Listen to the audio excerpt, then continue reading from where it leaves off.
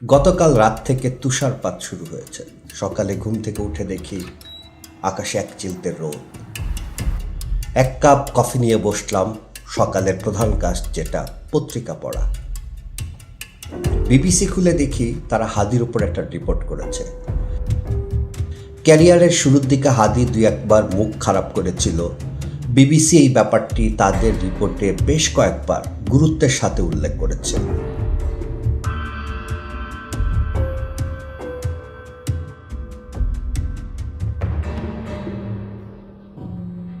আমি সঞ্চয়, আমি ঘূর্ণি, আমি পথ সম্মুখে যাহা পাই যাই চূর্ণি। কিন্তু হাদি যে কবিতা লিখত, নজরুল রবীন্দ্রনাথের কবিতা পাতার পর পাতা মুখস্থ বলতে পারত। আমি হিন্দল, আমি চলচঞ্চল, চমকি চমকি, পথ যেতে যেতে চকিতে চমকি, এটা বিবিসি লেখে নাই। হাদির একটা কবিতার বইও বের হয়েছিল, যে বইটি উৎসর্গ করেছিল হাদি তার বাবাকে। লিখেছিল, আব্বা, যার ডাকে লাল হয়ে উঠে শিমুল বাগান, ঝড়ের রাইতে আজও কানে বাজে আব্বার আজান। বিবিসি সেটাও লেখেনি। ব্যাপারটা খুব ইন্টারেস্টিং, তাই না? আপনি নিহত হলেও মিডিয়া আপনার নামে একইভাবে রিপোর্ট করবে। আপনার কাফন নিংড়ে বের করে আনবে নোংরা ময়লা, এবং সেগুলি তারা খুব আগ্রহ নিয়ে তাদের পত্রিকায় ছাপাবে। এজন্য দায়ী আপনারা। কেন, সেটা ভিডিও শেষ অংশে বলছি।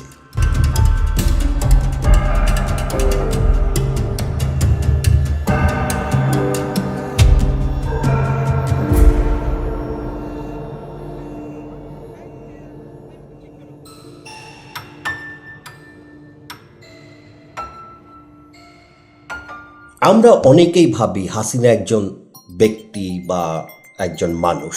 হাসিনা এর কোনোটাই নন। হাসিনা একটি প্রতিষ্ঠান, যে প্রতিষ্ঠানের নাম Sheikh Hasina private limited company. এই কোম্পানির মধ্যে অনেকগুলো শেয়ার আছে, অনেকগুলো শেয়ার হোল্ডার আছে। এরা হচ্ছেন মাফিয়া, ব্যবসায়ী, বুদ্ধিজীবী, মিডিয়া মোগল, আমলাতন্ত্র, পুলিশ প্রশাসন, বন্ধু রাষ্ট্র, প্লট পাওয়া সাংবাদিক, পদক পাওয়া লেখক, গোপনে সহায়তা পাওয়া বিরোধী দলের নেতাকর্মী এবং নানান দলের রাজনীতিবিদ।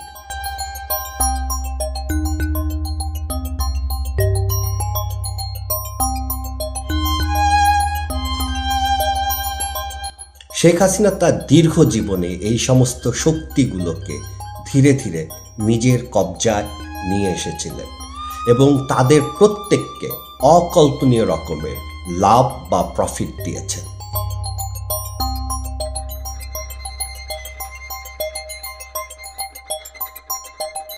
যে কারণে শেখ হাসিনাকে সরানো এত সহজ ছিল না।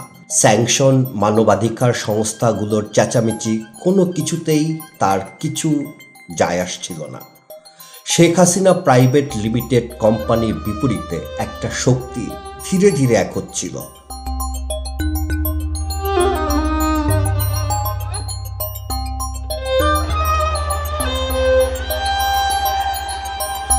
শেখ হাসিনা প্রাইভেট লিমিটেড কোম্পানির বিরুদ্ধে একটা শক্তি ধীরে ধীরে এক হচ্ছিল, এবং এটা কোনো মেটিকুলাস প্ল্যানের আন্ডারে না, সম্পূর্ণ অর্গানিকভাবে। প্রথম কোটা বিরোধী যে আন্দোলনটা ছিল, সেখানে আমাদের তরুণ প্রজন্ম বাংলাদেশের রাজনীতিকে খুব ভালোভাবে দেখতে এবং জানতে পারলো। তারপর 2018 সালের যে রোড সেফটি মুভমেন্ট হলো, সেখানে বাংলাদেশের সকল তরুণ, হোক সে প্রাইভেট ইউনিভার্সিটির, হোক সে স্কুলের, হোক সে সরকারি বিশ্ববিদ্যালয়ের, তারা বুঝলো এই রাষ্ট্র কিভাবে ফাংশন করে এবং এই রাষ্ট্র কতখানি নিপীড়ক হয়ে উঠতে পারে। ফলে শেখ হাসিনার বিরুদ্ধে যে শক্তিটা এক হচ্ছিল, সেই শক্তির মূলে ছিল ছাত্ররা, সকল ছাত্র, পলিটিক্যাল, নন পলিটিক্যাল, টুপি পরা মাদ্রাসার ছাত্র, গেঞ্জি পরা প্রাইভেট ইউনিভার্সিটির ছাত্র, শ্রমিক, কৃষক, চাকরিজীবী, দিনমজুর, রিক্সা চালক, ভ্যান চালক, সিএনজি চালক, ট্রাক চালক, দোকানের কর্মী, রেস্তোরাঁর কর্মচারী, পোশাক কারখানার শ্রমিক, সবাই এই সমস্ত ছোট ছোট টুকরো এক হয়ে একটা শক্তিশালী বলয় তৈরি করেছিল। যে শক্তি বলয় শুধু বাংলাদেশ নয়, গোটা পৃথিবীতে দুর্লভ। এই শক্তিকে মোকাবেলা করার সামর্থ্য কারো ছিল না। কাজেই শেখ হাসিনা হেলিকপ্টারে করে পালালেন। আমি এই জায়গাটা বারবার বলে এসেছি বা আসছি যে শেখ হাসিনা পালিয়েছেন, কিন্তু Sheikh Hasina private limited company এখনো বাংলাদেশে বহাল তবিয়তে রয়ে গেছে। তার যে শক্তির বলয় সেটি বাংলাদেশে বিদ্যমান, তার যে সিস্টেম সেই সিস্টেম এখনো বাংলাদেশে সফলভাবে ফাংশন করছে। যে কারণে আমরা দেখি 5ই আগস্টের পর আওয়ামী লীগের হাই প্রোফাইল নেতা কর্মী ব্যবসায়ী তারা নিরাপদে বাংলাদেশ থেকে বের হয়ে বিভিন্ন রাষ্ট্রে আশ্রয় নিয়েছেন।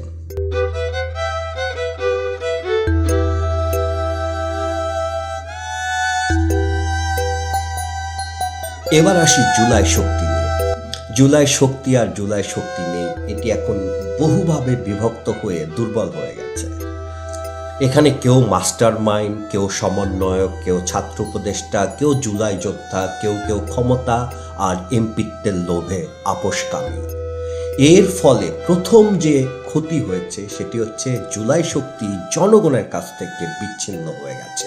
জুলাই শক্তি জনগণের কাছ থেকে বিচ্ছিন্ন হবার কিছু রিয়েলিস্টিক কারণ ছিল। 1 নম্বর কারণ হচ্ছে জুলাই যুদ্ধে যারা মারা গিয়েছিলেন তাদের একটা বড় অংশ ছিলেন বাংলাদেশের শ্রমজীবী মানুষ, কিন্তু জুলাই বিপ্লবের পর যে সরকার গঠিত হলো সেখানে বাংলাদেশের সাধারণ শ্রমজীবী মানুষের কোনো প্রতিনিধিত্ব ছিল না। কাজেই বাংলাদেশের সেই সব শ্রমজীবী মানুষদের একটি বড় অংশ ভাবলেন আমরা রাজপথে লড়াই করলাম, আমরা প্রাণ দিলাম, কিন্তু ক্ষমতা পেয়ে গেল অন্য একটা গ্রুপ।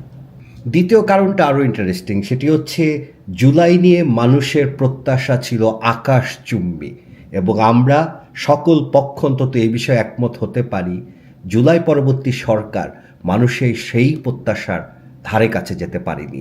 এটা জুলাই শক্তিকে আরও দুর্বল করেছে। জুলাই শক্তির ব্যাপারে মানুষের হতাশার আরও একটা বড় কারণ হচ্ছে আওয়ামী লীগের অনেক চিহ্নিত সন্ত্রাসী অপরাধী জুলাইয়ের পর বাংলাদেশ থেকে নিরাপদে বের হয়ে যাওয়ার সুযোগ পেয়েছে। এটা জনগণের মনে এক ধরনের তীব্র হতাশার জন্ম দিয়েছে। দ্বিতীয় কারণ হচ্ছে সরকার জননিরাপত্তা সেটা ঠিকমতো বাস্তবায়ন করতে পারেনি। আজও আমাদের আতঙ্ক নিয়ে রাস্তাঘাটে পথ চলতে হয়। এটা ছিল জুলাই শক্তিকে দুর্বল করার আরেকটি বড় কারণ। ফলে জুলাই শক্তি এখন টুকরো টুকরো হয়ে নানান জায়গায় ছড়িয়ে পড়েছে। হাসনাত আবদুল্লাহ একটা ছোট টুকরা, নাহিদ ইসলাম আরেকটি ছোট্ট টুকরা, হাদি এই রকম আরেকটি ছোট টুকরা। এই টুকরোগুলো এখন ইজি টার্গেট।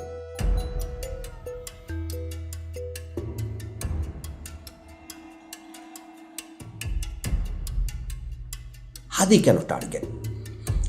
হাদি টার্গেট হয়েছে কমপক্ষে 100 কারণে। একটা কারণ অন্তত বলি, বাংলাদেশে এমপি ইলেকশন করতে গেলে 10 থেকে 100 কোটি টাকা খরচ করতে হয়। হাদি পুরো প্রক্রিয়াকে উল্টে দিয়েছিল, তাকে লোকজন উল্টো টাকা দিচ্ছিল। বিদ্যমান সিস্টেমের জন্য এটা একটা অশনি সংকেত।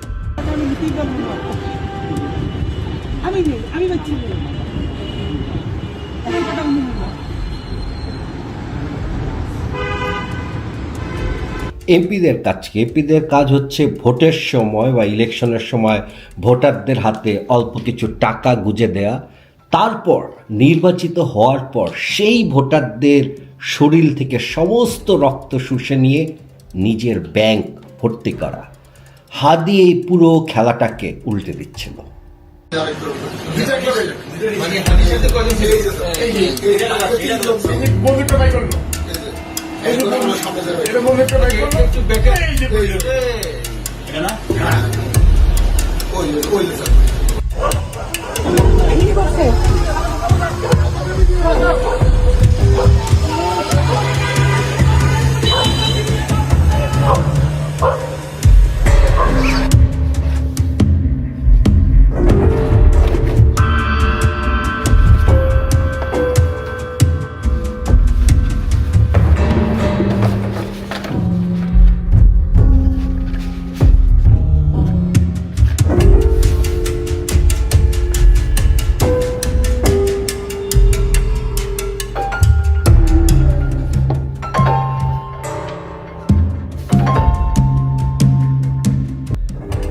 হাদি আক্রান্ত হবার পর আমাদের রাজপথে সব তরুণ ছাত্র নেতৃত্বের একযোগে মিছিল করার কথা ছিল, তুমি কে আমি কে হাদি হাদি।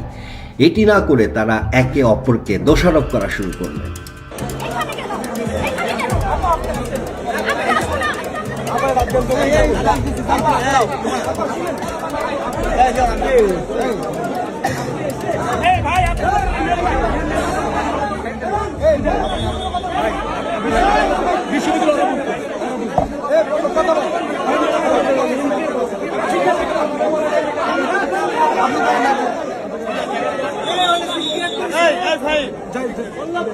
আমি যখন হসপিটালে যাই তখন তারা আক্রমণাত্মক স্লোগান দিচ্ছিল। আমি ভাই ঢাকার ছেলে, আমি ঢাকার রাজপথে মিছিল করে বার হয়েছি, আমি ঢাকার রাজপথে আন্দোলন করে বার হয়েছি। আমার বয়সটা একটু বেশি হয়ে গেছে, শান্ত থেকেছি, নীরব থেকেছি, কিন্তু ওই মুহূর্তে যদি আমার নির্দেশনা পেত তাহলে তোমাদেরকে তুলে ধরা করতে আমাদের ছেলেরা। হাদির ওপর আক্রমণের উদ্দেশ্য যদি এটাই হয় যে হাদি এবং হাদিদেরকে বাংলাদেশের মেইন স্ট্রিমের রাজনীতি থেকে অপাংতেয় করে ফেলা, তুলোধুনো করে ফেলা, আমরা কি সেই পথে আগাচ্ছি? মানে আমি জানি যে আমরা এক সময় সঙ্গীহীন হয়ে যাব, আমাদের সাথে কেউ থাকবে না, আমরা সবাইকে হারাই ফেলবো।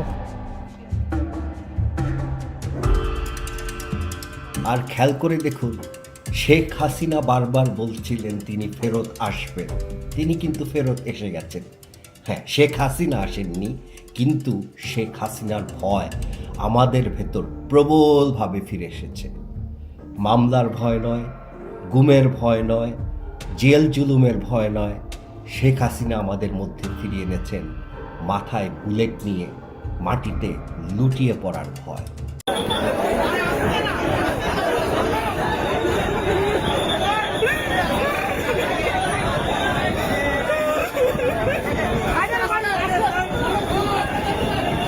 আমরা কি সেই দিকটার কথা একবারও ভাবছি?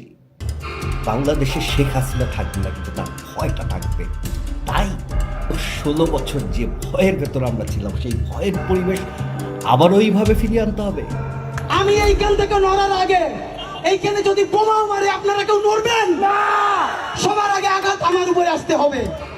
সবাই নামাইয়া আমি পালাবো, সেই ছেলে ওসমান হাদি না। প্রথম আঘাত আমার উপরে আসবে, এরপরে আপনারা কোনো কাজ করবেন না, লড়াই যাতে ব্যাহত না হয়। হাদির নিরাপত্তা দেওয়ার দায়িত্ব ছিল এই সরকারের। এই সরকারের দায়িত্ব হাদি এবং হাদির মতো জুলাইয়ের সম্মুখ যোদ্ধা যারা আছে তাদের নিরাপত্তা দেয়া। হাদি রাষ্ট্রের কাছ থেকে নিরাপত্তা দাবি করে, রাষ্ট্রের কাছ থেকে সে কোনো শোক বিবৃতি, সংস্কৃতি মন্ত্রণালয়ের স্যাড মিউজিকের ভিডিও, এটা হাদি দাবি করে না। ভাই, আল্লাহ যদি আমাকে নিয়ে যায়, আমার বাচ্চাটার দিকে একটু খেয়াল রাখেন। আপনি হয়তো মরে গেলেন, আমি মরে গেলাম, কিন্তু আমার বাচ্চার জন্য এমন একটা বাংলাদেশ রাখিয়ে যেতে পারতাম যে ওর কোনো কাজের জন্য কারো ধর্ণা দেওয়া লাগবে না। ও অফিসে যাবে এবং ওকে ওই সার্ভিস দেওয়ার জন্য ওই অথরিটি বাধ্য থাকবে। আমি তো ভীষণভাবে প্রত্যাশা করি, আমি ছোটবেলা থেকে এই স্বপ্নটা দেখি, অনেক জায়গায় বলেছি যে একটা তুমুল মিছিল হচ্ছে অন্যায়ের বিরুদ্ধে। সেই মিছিলের সামনে আমি আছি, কোনো একটা বুলেট এসে আমার বুকটা হয়তো বিদ্ধ করে দিয়েছে, এবং সেই মিছিলে আমি হাসতে হাসতে আমি শহীদ হয়ে গেছি। এর মধ্যে একটা খবর দেখলাম,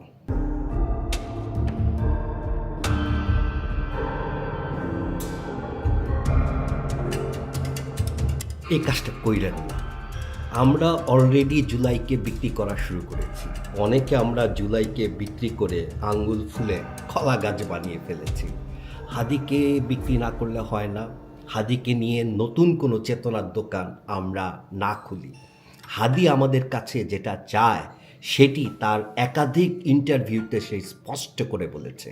যেই দেশের বিভিন্ন দলের নেতাকর্মীরা ভিক্ষুকদের কাছ থেকে পর্যন্ত টাকা তুলে চাঁদা নিয়ে রাজনীতি করে পেট চালায়, মানে তারা কি বললো না বললো এটা নিয়ে আমরা চিন্তা করব। হাদিকে নিয়ে আপনি যদি পত্রপত্রিকার খবরগুলো, আমাদের মিডিয়ার খবরগুলো দেখেন, তাহলে দেখবেন তারা বারবার এটা বলার চেষ্টা করছে যে হাদি ছিল ভারত বিদ্বেষী। হাদির সাথে আমার ব্যক্তিগত আলাপের আড্ডা দেওয়ার সুযোগ হয়েছিল। সেখানে আমি হাদিকে একাধিকবার প্রশ্ন করেছি হাদি ভারত বিদ্বেষী কিনা। হাদি আমাকে স্পষ্ট করে বলেছে সে ভারত কিংবা বিশেষ কোনো রাষ্ট্র বিরোধী নয়, বরং সে আধিপত্যবাদ বিরোধী। বাংলাদেশের ওপর যারা আধিপত্য বিস্তার করতে চায় হাদি তাদের বিরোধী। কদরুদ্দিন শিশিরের দ্য ডিসেন্ট পত্রিকা রিসেন্টলি একটা রিপোর্ট প্রকাশ করেছে, যেখানে বিভিন্ন ভারতীয় টুইটার অ্যাকাউন্ট থেকে হাদিকে ভারত বিদ্বেষী একজন মানুষ হিসেবে পরিচয় করে দেওয়া হচ্ছে এবং তার উপর আক্রমণকে সেলিব্রেট করা হচ্ছে। হাসিনা চলে যাবার পরেই প্রথম বাংলাদেশের মিডিয়া এবং ভারতীয় মিডিয়া এক সুরে কথা বলছে। অবশ্য মিডিয়া যদি আরেকটু সংবেদনশীল আচরণ করত, তাহলে মিডিয়া অন্তত এইটুক বের করতে পারত যে হাদি মাদ্রাসার ব্যাকগ্রাউন্ড হয়েও সাংঘাতিক মেধাবী ছাত্র ছিলেন। তিনি ঢাকা বিশ্ববিদ্যালয়ে পড়াশোনা করেছেন, তিনি কবিতা লিখতেন, রবীন্দ্রনাথ নজরুলের কবিতা তিনি পাতার পর পাতা মুখস্থ বলতে পারতেন। সীমান্ত শরীফ নামে তার কবিতার বইও বের হয়েছিল এবং পরিবারের সবার ছোট ছেলে ছিল সে, সবার সে আদরের ছিল। মিডিয়া সেই কথাটা কেন জানি একটু চেপে যাচ্ছে। বাই দ্য ওয়ে, আপনাদেরকে জানিয়ে রাখি আমরা হোয়াট ডে স্টোরি এই মাসের 31 তারিখে আর্থিক অভাবে বন্ধ করে দিচ্ছি। আমাদের উদ্দেশ্য ছিল হাদি বা হাদির মতো যারা সাধারণ মানুষ, আমাদের এই গল্পগুলো এই পেজের মাধ্যমে, এই চ্যানেলের মাধ্যমে বলা। শেষ 3টা অনুরোধ করে যাই।